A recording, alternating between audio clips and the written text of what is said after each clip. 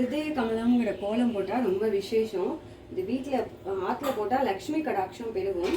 அதுக்கு வந்து இப்போ நம்ம ஸ்ட்ரெயிட்டாக 7 டாட்ஸ் வச்சுக்கணும். 7 டாட்ஸ் வச்சுட்டு இந்த சென்டர் டாட்லேருந்து 4 இந்த சைட்ஸ்லேயும் இந்த மாதிரி 3 டாட்ஸாக வச்சுக்கணும்.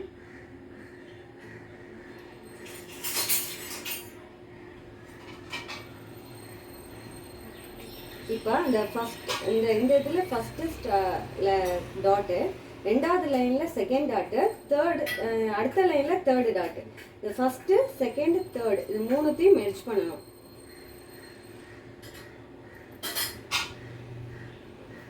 நீங்கள் ஃபஸ்ட்டு ஒரு பேப்பர் பென்னில் போட்டுட்டு அதுக்கப்புறம் நீங்கள் அரிசி மாவால் ட்ரை பண்ணிங்கன்னா ஈஸியாக இருக்கும்.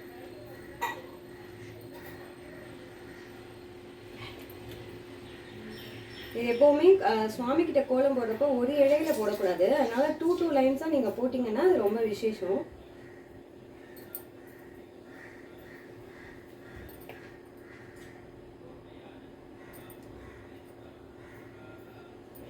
இப்போ இந்த கார்னர் இதுலேருந்து 2 இதை விட்டுட்டு 3வது இதில் நம்ம இதை 2 லைன்ஸாக மெர்ஜ் பண்ணணும்.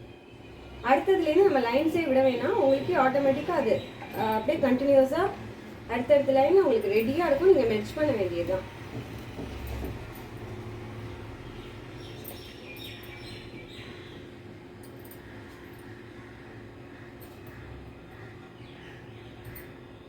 சென்டராக இருக்கிற டாட்டில் சர்க்கிள் பண்ணணும். இது வந்து ஹிருதய கமலம் சுவாமி கிட்ட போட ரொம்ப விசேஷம். லக்ஷ்மி கடாட்சம் பெருகும்னு சொல்லுவாங்க. எப்போவுமே ஹிருதய கமலம் போட்டோன்னே பக்கத்தில் சங்கு சக்கரம் போடணும்.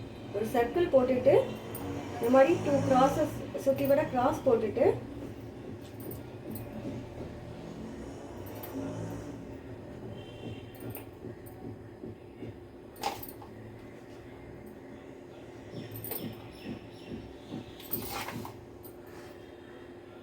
அடுத்தது சங்கு.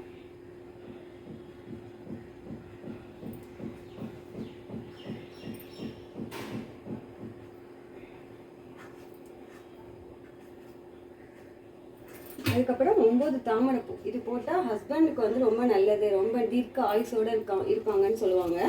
அதனால நீங்கள் டெய்லியுமே இந்த மாதிரி 9 தாமரைப்பூ போட்டால் ரொம்ப விசேஷம்.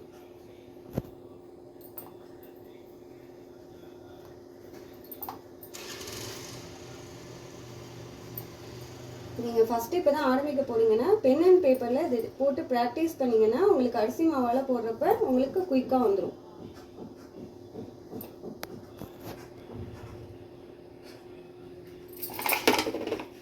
அடுத்தது இது ஆஞ்சநேயர் மலை.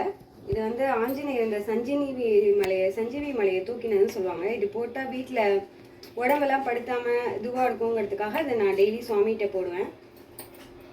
இது ரொம்ப ஈஸி தான் உங்களுக்கு.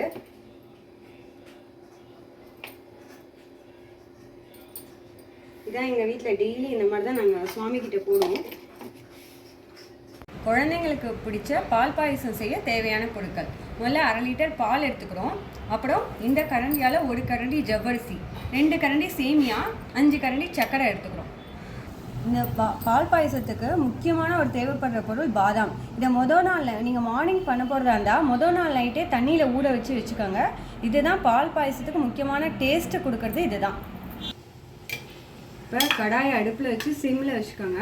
பால் 1/2 லிட்டர் நீங்கள் காய்ச்சி வச்சுக்கோங்க. அது மட்டும் பால் காய்ஞ்சிட்டு இருக்கட்டும். 1 ஸ்பூன் நெய் போட்டுக்கோங்க. 1 ஸ்பூன் நெய் போட்டு அது உருகினதும் சேமியாவையும் ஜவ்வரிசியும் நம்ம லைட்டாக வறுத்துக்க போகிறோம் நெய்யில்.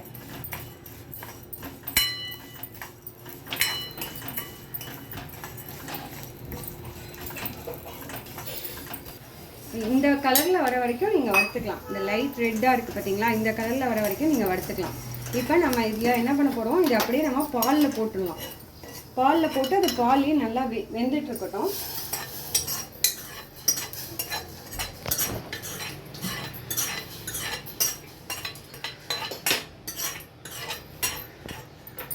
இது பாலையும் வெந்துட்டுருக்கட்டும். இப்போ நீங்கள் இதுலேயே இன்னும் ஒரு ஸ்பூன் கீ விட்டு நீங்கள் முந்திரி பருப்பை வறுத்துக்கலாம். நம்ம இந்த சேமியா போட்டிருக்கோம் இல்லையா, அந்த பால் இது வெந்துட்டுருக்கிற இதுலேயே நம்ம ஒரு 5 ஸ்பூன் கரண்டி ஆல்ரெடி நம்ம எடுத்து வச்சுருந்தோம் இல்லையா, அதுலேருந்து ஒரு கரண்டியை மட்டும் எடுத்து வச்சுட்டு மிச்சம் எல்லாத்தையும் இதில் போட்டுடலாம். இது எதுக்காக எடுத்து வச்சுருக்கோன்னா, நம்ம ஊற வச்ச பாதாம் இருக்கு இல்லையா, அந்த பாதாமோட இந்த சர்க்கரையையும் ஒரு ஏலக்காவையும் நம்ம போட்டோம்னா நல்லா வாசனையாக இருக்கும். அதுக்காக இந்த சர்க்கரையை நம்ம வச்சுருக்கோம். இப்போ இருக்கிறதுக்கு சுகர் நீங்கள் கம்மியாகவே சேர்த்துக்கலாம். ஏன்னா எல்லா இடத்துலையும் சுகர் வருதுன்னு சொல்கிறதுனால நீங்கள் உங்களுக்கு தேவையான அளவு வேணால் சுகர் கம்மியாகவே எடுத்துக்கலாம். ஒரு 20 மினிட்ஸாக நம்ம பாலில் சேமியா போட்டோம் இல்லையா, சேமியா சர்க்கரை எல்லாம் போட்டோம்.